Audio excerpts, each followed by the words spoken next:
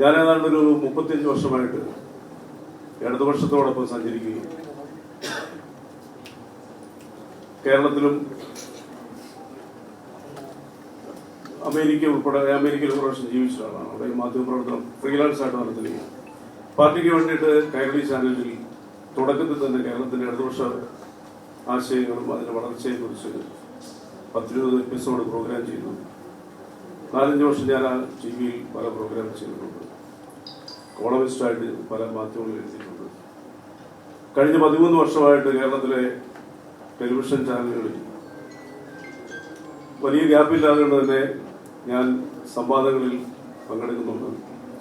നിങ്ങളെ പലരുടെയും ക്യാമറ എന്റെ ഫ്രണ്ടിൽ വെച്ചിട്ടുണ്ടെന്നാണ് എന്റെ ഓർമ്മ. ചെറിയ വാക്കുകളിൽ അവസാനിപ്പിക്കുകയാണ്. ആശയപരമായ രീതിയിൽ കുറെ നാളുകളായിട്ട് എന്റെ മനസ്സിൽ തോന്നി തുടങ്ങിയത് കേരളത്തിൽ രാഷ്ട്രീയ യുദ്ധത്തിനല്ല ഇനി അവസരം. ഇവിടുത്തെ പുതിയ തലമുറ നാട് വിടുന്നു. അവരെ ഇവിടെ പിടിച്ചു നിർത്തണം. പഴയ ദ്രവിച്ച ആശയങ്ങളുമായിട്ട് ഇനി മുന്നോട്ട് പോയാൽ നമ്മുടെ നാട് വലിയ രീതിയിലുള്ള വ്യത്യസ്തനായിട്ട് മാറും. അതിന് BJPയുടെ ദേശീയ നേതൃത്വം പകർന്നു നൽകുന്ന വികസനവും ആശയങ്ങളും എന്നെ കുറെ നാളുകളായിട്ട് സ്ട്രൈക്ക് ചെയ്യുന്നുണ്ട്. ഞാൻ ഉത്തരേന്ത്യയിലെ പല സ്ഥലങ്ങളിൽ യാത്ര ചെയ്യുമ്പോൾ കാണുന്ന വികസനം എന്നെ ഞെട്ടിച്ചു കളഞ്ഞിട്ടുണ്ട്. കേരളത്തിൽ വികസനം ഇല്ലാന്നൊന്നും ഞാൻ പറയുന്നില്ല. പക്ഷേ ഇനി നമുക്ക് വേണ്ടത്, പണ്ട് BJPയെ കുറിച്ച് പറയുന്നത് അവർ വർഗീയവാദികളാണെന്നുള്ളതാണ്. പക്ഷെ നിർഭാഗ്യവശാൽ എന്റെ പാർട്ടി കഴിഞ്ഞ കുറെ ദിവസങ്ങളായിട്ട്, കുറെ മാസങ്ങളായിട്ട് കേരളത്തിൽ നടക്കുന്ന വർഗീയ വിഭജനത്തിന് വേണ്ടിയിട്ടുള്ള ഒരു ഇടതുപക്ഷ വ്യതിയാനം നമ്മളെ വല്ലാതെ ദുഃഖിപ്പിച്ചിട്ടുണ്ട്.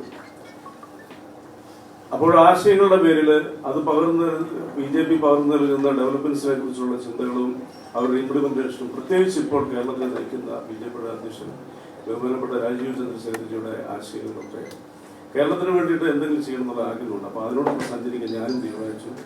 ഞാൻ എന്റെ പാർട്ടിയായിട്ടുള്ള ബന്ധങ്ങളെല്ലാം വിട്ടു. ഞാൻ പാർട്ടി മെമ്പറാണ്. കുറെ നാളുകളായിട്ട് തന്നെ ഈ ആശയം മുന്നിലുണ്ട്.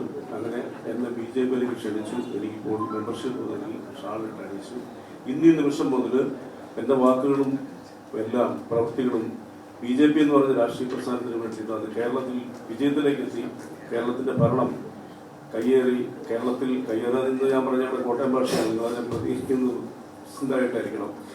BJPക്ക് വേണ്ടി ഒരു ശക്തമായിട്ട് അവസരം കിട്ടിയതിന് മാറും കേരളം. ഇനി ആവശ്യം നമുക്ക് ഈ അധപ്പതിക്കുന്ന രാഷ്ട്രീയ ചിന്താഗതികളല്ല, വികസനത്തിന്റെ ഡെവലപ്മെന്റ്സിന്റെ കാര്യമെന്ന് ആഗ്രഹിക്കുന്നു. അതിന് ബഹുമാനപ്പെട്ട രാജീവ് ചന്ദ്രശേഖരനോടും ജിയുടെ ആശയങ്ങളോടും BJPയോടും എന്റെ ഏറ്റവും അടുത്ത സുഹൃത്തുക്കളൊക്കെയാണ് ഇതിനകത്തിരിക്കുന്നത്. ഞാൻ സുരേഷൊക്കെ എത്രയോ വർഷങ്ങൾ സംവാദങ്ങളൊക്കെ അവർക്കെല്ലാം ഒരുപാട് നന്ദി പറയുന്നു. ഇന്നീ നിമിഷം മുതൽ ഇപ്പോൾ എന്നെ ഒരു ചാനൽ വിളിച്ചു ഇന്ന് സംവാദത്തിന്. അപ്പൊ ഞാൻ പറഞ്ഞു സോറി, ഇന്ന് മുതൽ എന്റെ ശബ്ദം വേറെ ഒന്നും ഞാൻ പറഞ്ഞിട്ടില്ല. പ്രിയപ്പെട്ട മാധ്യമ സുഹൃത്തുക്കള്, എനിക്ക് സപ്പോർട്ട് തരണം.